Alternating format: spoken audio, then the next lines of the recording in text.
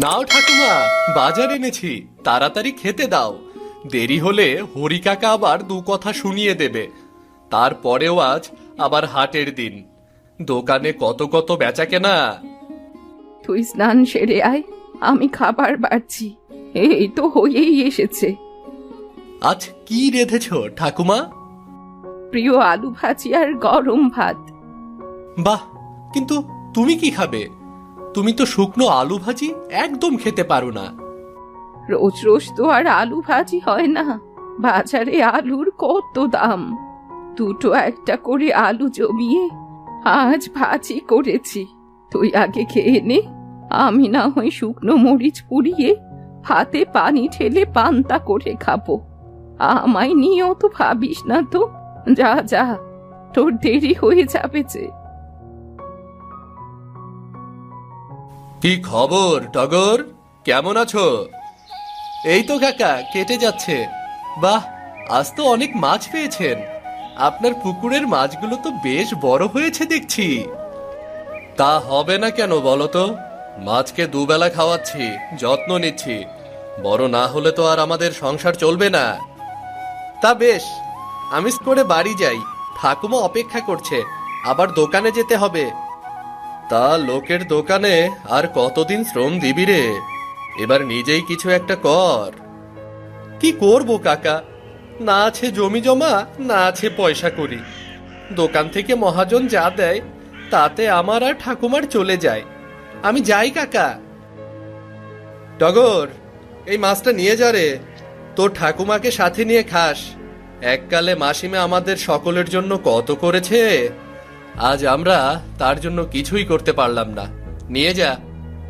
না না কাকা, মাছ লাগবে না, দিয়েছি যখন নিয়ে যা।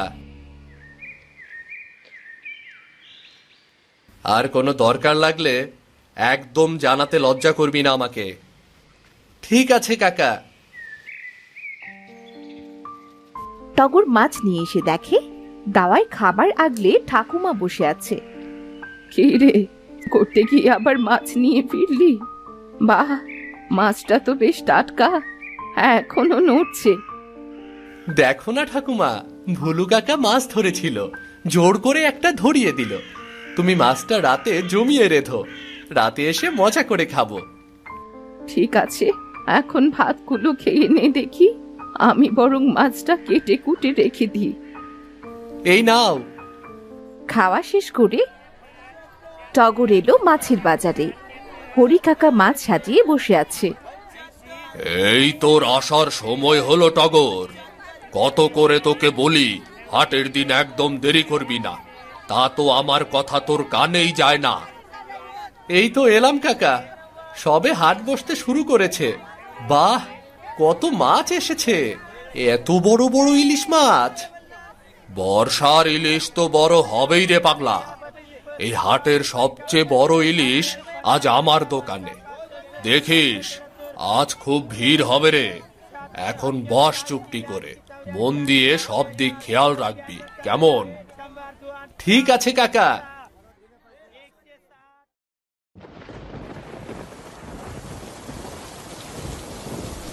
এলি দাদু ভাই, আহা, বৃষ্টিতে তো ভিজে কাক ভেজা হয়ে এসেছিস।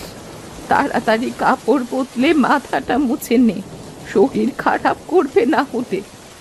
আর বলো না ঠাকুমা, বর্ষা শুরু হতেই এমন বৃষ্টি শুরু হয়েছে, থামার কোনো নামই নেই। পরে ভিজে ভিজে এলাম। তুমি খাবার বারো ঠাকুমা, ভীষণ খিদে পেয়েছে। সারাদিন দোকানে এত ভিড় ছিল, পানি ছাড়া পেটে কিচ্ছুটি পড়েনি। হ্যাঁ হ্যাঁ, দিচ্ছি বাপু। তুই হয়েছিস একদম তোর দাদুর মতো। তোর দাদু যেখান থেকেই ফিরুক, ঘরে এসে আগে দুটো খাবারই চাইবে। হয়েছে হয়েছে, আর দাদুকে মনে করতে হবে না। খাবার আনো, আমরা দুজন একসাথে বসে খাই। তুই কি করে জানলি আমি এতক্ষণ না খেয়ে আছি?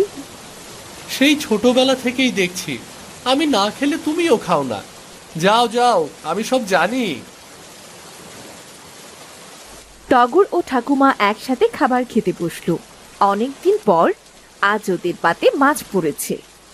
কি রে, আজ রান্না কেমন হয়েছে? আহ, কি ভালো মাছ রান্না হয়েছে গো। আমাকে আরো এক হাত ভাত দাও ঠাকুমা, কতদিন পর পাতে মাছ পড়লো। কিন্তু তুমি মাছ খাচ্ছ না কেন? একটু খেয়ে দেখো, ভারী মজা। না রে, আজ এই আলু ভাজা মাছের ঝোল দিয়েই খাওয়া হয়ে যাবে, মাছ লাগবে না। কাল সকালে তরকারিটা তোকে গরম করে দেব, তুই মজা করে খেয়ে দোকানে যাস। ঠিক আছে। জানো ঠাকুমা, হরি কাকার দোকানে রোজ কত কত মাছ আসে। এমন সব মাছ আমি তো কতগুলোর নামও জানি না। হ্যাঁ রে টগর, বর্ষা তো এসে গেছে, বাজারে বড় ইলিশ পাওয়া যায়। ঠিক আছে। জানো ঠাকুমা, হরি কাকার দোকানে রোজ কত কত মাছ আসে। এমন সব মাছ আমি তো কতগুলোর নামও জানি না। ও, তা দাম কেমন রে বড় ইলিশের? মাছের চেয়েও মাছের দাম বড় গো ঠাকুমা। আচ্ছা, সকলে এত দাম দিয়ে ইলিশ মাছ কেন কেনে? ইলিশ মাছ খেতে কি খুব মজা? মাংসের চেয়েও কি মজা? হ্যাঁ রে, ইলিশ খেতে ভারী মজা। জানিস না নাকি, মাছের রাজা ইলিশ। তোর দাদু নিয়ে আসতো ইলিশ, ইলিশ ভাপা, ইলিশ ভাজা, ইলিশ পাতুরি, কত কিছু রাখতে হতো তখন। আর ইলিশের মাথা দিয়ে কচু শাক তোর বাবা কত মজা করে খেত। কোথায় যে হারালো সেসব দিন। আর তুমি, আর তুমি কি পছন্দ করতে ঠাকুমা? ইলিশে অপছন্দ করার মতো কিছু নেই রে দাদু ভাই, নে তো। অনেক রাত হলো, এখন খাওয়া শেষ করে ঘুমিয়ে পড়তো। পরদিন দোকানে আর কোনো মাছ নেই, শুধু ইলিশ আর ইলিশ। এ কি হরি কাকা, দোকানে আর কোনো মাছ নেই কেন? সব যে ইলিশ ভর্তি। এত ইলিশ খাবে সকলে? খাবে না মানে খেতেই হবে। ওরে, এ যে হরির দোকানের ইলিশ, কাল কত খদ্দের ইলিশ না পেয়ে ফিরে গেল বলতো। কিন্তু আজ যদি অন্য মাছ চায়? ধুর বোকা ছেলে, এই বর্ষার দিনে ইলিশ ছাড়া লোকে আর কিচ্ছু চাইবে না। তুই দোকান সামলা, আমি একটু আড়ত থেকে ঘুরে আসি। কাকা, একটা কথা ছিল। কি কথা রে হরি? তোর মাস তো হয়নি এখনো। দেখ, এখন মাছের মৌসুম, আমি কিন্তু কোনো অগ্রিম টাকা পয়সা দিতে পারবো না রে। না না কাকা, অগ্রিম কিচ্ছু চাইছি না। ঠাকুমা কাল বড় ইলিশের কথা বলেছিল, হয়তো খেতে মন চেয়েছে। মুখ ফুটে তো কিছুই বলে না। আমাকে একটা ইলিশ মাছ দেবে কাকা? খুব বড় না হলেও চলবে। বলে আমি হরি হলেও দোকানে কি হরিলুট দিয়েছি নাকি রে? শোন টগর, তোর যা মাইনে তার চেয়েও এক একটা ইলিশের দাম বেশি। শোন, যে চিনি টানে সে চিনির স্বাদ পায় না। তুইও ইলিশ বিক্রি করে যা। দেখো না কাকা, যদি পারো কিছু টাকা না হয় প্রতি মাসে একটু একটু করে কেটে নিও। তোর মাথা কি খারাপ হয়েছে? তোর যে টাকা, ওটা কি কাটবো আর কি রাখবো? তাছাড়া একটা মাছের দাম 2 বছরেও তুলতে পারবো না এমন করে। এমন ব্যবসা আমি করি না বাপু। মাছের কথা ছেড়ে কাজে মন দে। টগরের খুব মন খারাপ হয়, কিন্তু তাকে তো কাজে মন দিতেই হবে। বাড়ি ফিরে টগর দাওয়ায় বসে থাকে। ও মা, দাদু ভাই, তুই কখন এলি? এসে আমায় ডাকলি না যে? খিদে পায়নি আজ? খেতে ইচ্ছে করছে না গো ঠাকুমা। স্নান করে আয়, দেখবি খিদে পাবে। তোকে একটা কথা বলতে চেয়েছিলাম। কি বলবো গো ঠাকুমা? আমার ভাই আসবে বলে খবর পাঠিয়েছে। এখন ঘরে অতিথি এলে তাকে খেতে দেব কি বলতো? আমাদের তো নিজেদেরই নুন আনতে পান্তা ফুরোয়। কি আর খেতে দেবে? ভাত, আলু ভাজা আর ডাল। এতদিন পর আসবে, পাতে একটু আমিষ না দিলে? আচ্ছা, দেখি কি করা যায়। এখনো তো মাইনে পাইনি, তুমি চিন্তা করো না। টগর কি করবে ভাবতে ভাবতে পুকুর পাড়ে এলো। সে এসে দেখে ভুলু মন খারাপ করে বসে আছে। কি হয়েছে কাকা, আপনার মন খারাপ কেন? না, ও কিছু নয় রে। তুই অবেলায় পুকুর পাড়ে? আপনার কাছে এলাম কাকা। ঠাকুমার ভাই আসবে, আমাকে যদি একটা মাছ দেন তাহলে আমি মাইনে পেলে দামটা মিটিয়ে দিতাম। মাছ কোথা থেকে দেব রে বাবা? আমার মেয়ের বিয়ে সামনে, এই পুকুরটাই বিক্রি করে দিয়েছি কাল মহাজনের কাছে। গয়না বানাতে দিতে হবে, তাই তো বসে দেখছিলাম পুকুরটা। ও, কোনো ব্যাপার না কাকা, আমি দেখছি কি করতে পারি।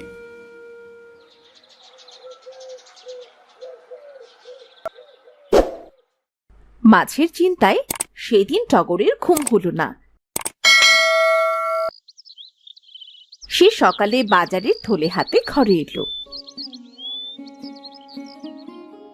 কটা আলু এনেছি ঠাকুমা, তুমি ভাত আর আলু ভাজি করো। বাজারের সব দিকে শুধু ইলিশ আর ইলিশ। এত দামি মাছ কেনার স্বাদ থাকলেও আমার সাধ্য নেই। আমি চলি গো, দোকানে দেরি হয়ে যাবে।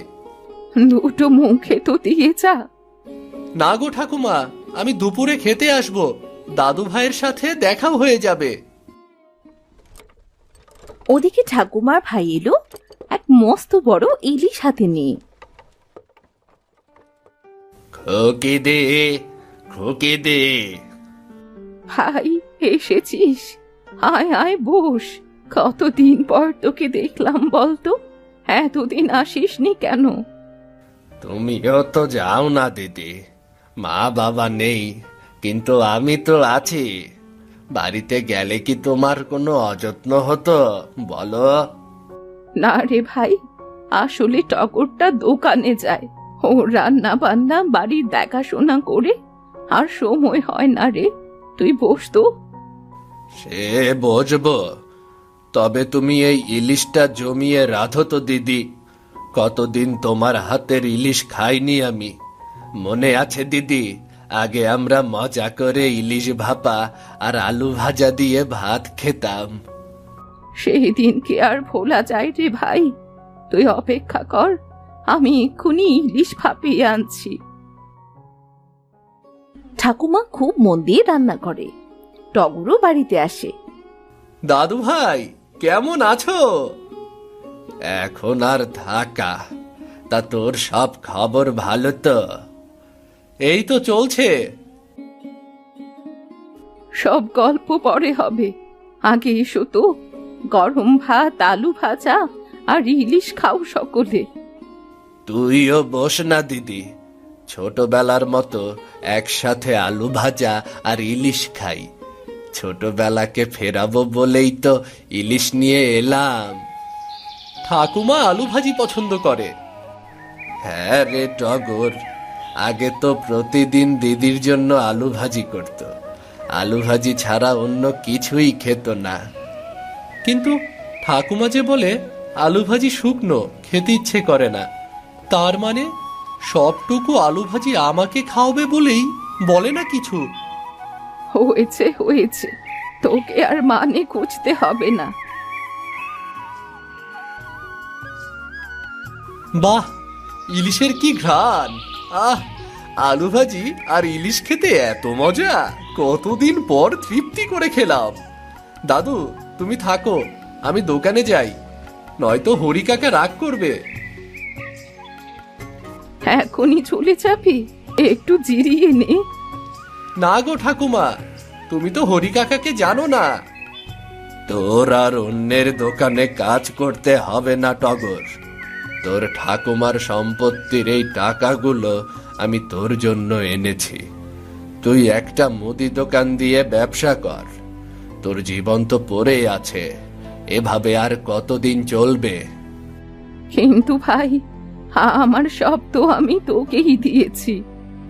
তুমি আর টগর কষ্টে থাকলে আমার ভালো লাগে না দিদি। তার চেয়ে টগরটা নিজের পায়ে দাঁড়াক। তোমরা ভালো থাকো, আমাকে যেতে হবে, নয়তো শেষ বাসটা পাবো না। তাই বলে আজই চলে যাবে? চলে যাব, কিন্তু আসবো না তা তো বলিনি। তুই দোকান দিয়ে গুছিয়ে নে, বর্ষার শেষে আবার আসবো, তখন তুই তোর রোজগারের টাকায় আমাদের ভাই বোনকে ইলিশ আর আলু ভাজি খাওয়াতে পারবি, বুঝলি? ঠিক আছে দাদু ভাই, তাই হবে। আমরা তোমার আসার অপেক্ষায় থাকবো।